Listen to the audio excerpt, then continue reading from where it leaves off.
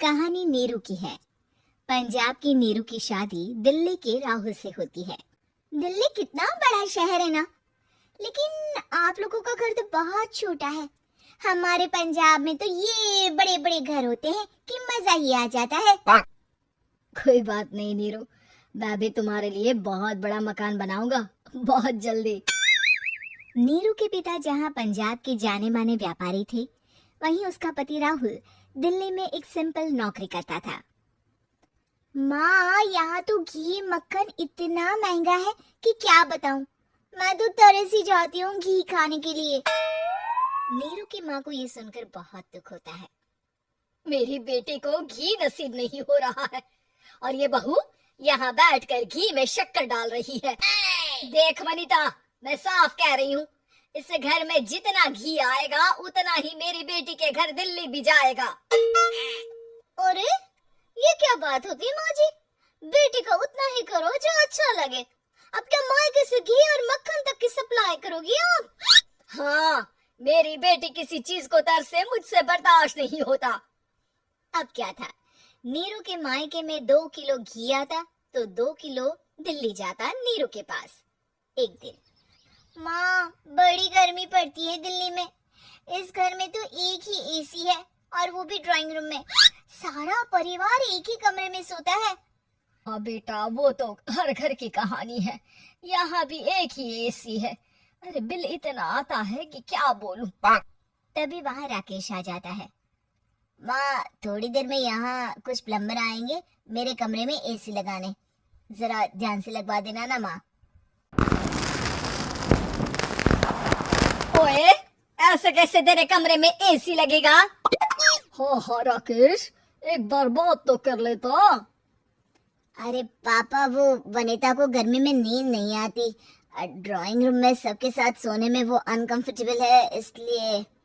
अरे पूरे परिवार के साथ वहाँ तेरी बहन नीरू भी तो सोती है, वो नहीं हो रही क्या अनकंफर्टेबल? समझ रहा है ना? अगर एसी लगेगा तो एक दिल्ली में तेरी बहन के कमरे में भी लगेगा, तभी तू लगा सकेगा। राकेश वनिता को सारी बात बताता है। वनिता करती भी क्या, मन मारकर बैठ जाती है। माँ, ये लोग ठीक नहीं है, क्या करूं मैं? अरे बेटी, यहाँ आ जा, तू यहाँ आकर रह ले। अरे छोड़ दे ऐसे पति को। कैसे छोड़ दूं माँ?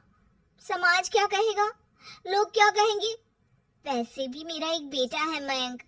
अरे हटा बेटा, तेरी उम्र ही क्या है, इतनी परेशान रहेगी तो काम कैसे चलेगा। खैर, बात आई गई हो जाती है। माँ को लगता है कि नीरू ठीक है, तो वहीं नीरू के मन में एक ही लाइन चल रही होती है, यहाँ आजा।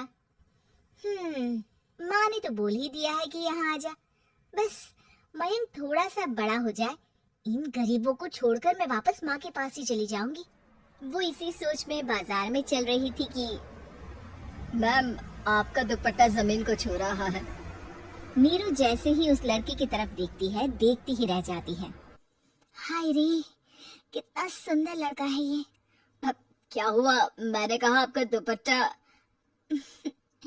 तो खुद ही उठा कर दे दो ना। लड़का समझ जाता है कि नीरू उस पर फिदा हो चुकी है। वो उससे उसका नंबर लेकर चला जाता है। अब क्या था, नीरू और रोहित में लगातार बातें होने लगती है। मैं हरियाणा का रहने वाला हूँ, यहाँ एक बड़ी कंपनी का मैनेजर हूँ। अच्छा, और कितने बच्चे हैं तुम्हारे? बच्चे? अरे मेरी तो शादी भी नहीं हुई है। तुम बताओ, शादी करोगी? नीरू शर्मा जाती है। अब लेकिन मैं तो पहले से ही शादीशुदा हूँ। मुझे फर्क नहीं पड़ता, बस तुम शादी कर लो, भाग चलते हैं। बहुत पैसे वाला हूँ मैं, हमेशा खुश रखूंगा तुम्हें। नीरू रोहित से मिलकर सारा प्लान बना लेती है और फिर एक दिन घर से भाग जाती है। दोनों शादी कर लेते हैं। शादी के बाद, क्या बात है नीरू, तुम्हें परेशान सा देखता हूँ, सब ठीक तो है ना? हाँ हाँ, सब ठीक है।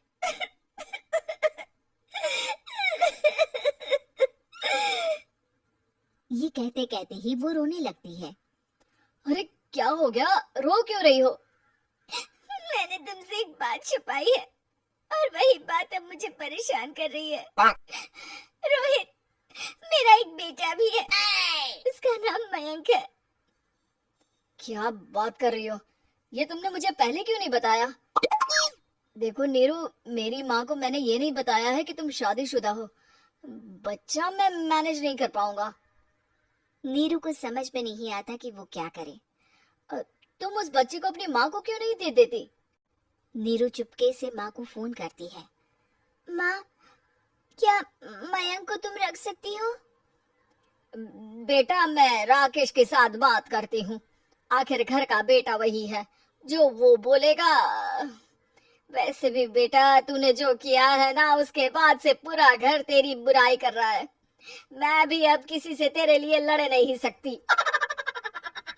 राकेश बेटा, नीरू ने तो जो किया बहुत ही बुरा किया, लेकिन मैं सोच रही थी कि क्यों ना मयंक को हम यहाँ ले आए। तभी वनीता बोल पड़ती है। वाह जी, ऐसे कैसे यहाँ ले आए? यहाँ क्या भंडारा भरा है? और जिस बच्चे की माँ ने नहीं सोचा, उसके लिए हम क्यों सोचे? नीरू को एक बार तो अपने बच्चे के बारे में सोचना चाहिए था ना। अरे लेकिन तेरे पास भी तो लड़का नहीं है ना वनीता? माँ, वनीता ठीक बोल रही है। कल को वो बड़ा होकर इसी घर का हिस्सा मांगेगा तो हम क्या करेंगे? माँ कहती भी तो क्या, वो चुप रह जाती है। वही नीरू का पहला पति कहता है। माँ, अगर आज भी वो वापस आ जाए तो मैं उसे माफ कर दूंगा। बेटा, गरीबी चीज ही ऐसी है, क्या करेगा? तू तो अब मयंक का सोच। वो बेचारा तो बिना माँ का हो गया। मयंक के खातिर तो दूसरी शादी कर ले बेटा। लोगों के लाख समझाने के बाद नीरू के पहले पति की शादी रिद्धि से हो जाती है, जिसके पहले पति से 2 बच्चे होते हैं। देखो जी, मैंने शादी सिर्फ बच्चे के खातिर की है। मैंने भी शादी सिर्फ बच्चों के खातिर की है। वहीं नीरू के दूसरे पति के मन में ये बात घर कर जाती है कि नीरू एक मासूम बच्चे को उसके खातिर छोड़ कर आई है। अब देखो नीरू, मुझे लगता है कि जो औरत अपनी कोख का बच्चा छोड़ सकती है, वो तो कुछ भी कर सकती है। कल को तुम्हें मुझसे अच्छा कोई मिल गया तो तुम तो मुझे भी बाय बाय कर दोगी ना। नीरू को अब उसका दूसरा पति ताने देना शुरू कर देता है। तंग आकर नीरू उसके यहाँ से भागकर अपने पहले पति के पास चली जाती है, लेकिन ससुराल में क्या लेने आई है नीरू, मयंक को? नहीं नहीं सासू माँ, मुझसे गलती हो गई, मुझे माफ कर दीजिए। नीरू, अब वक्त खत्म हो गया है, मेरी शादी हो चुकी है। तो छोड़ दो ना उसे, हमारा बच्चा है। मैं आपको अपनी माँ नहीं मानता, मेरी नहीं मान तो बात अच्छी। नीरू मयंक की बात सुनकर समझ जाती है कि उसके पास अब ना आसमान रहा ना ही जमीन।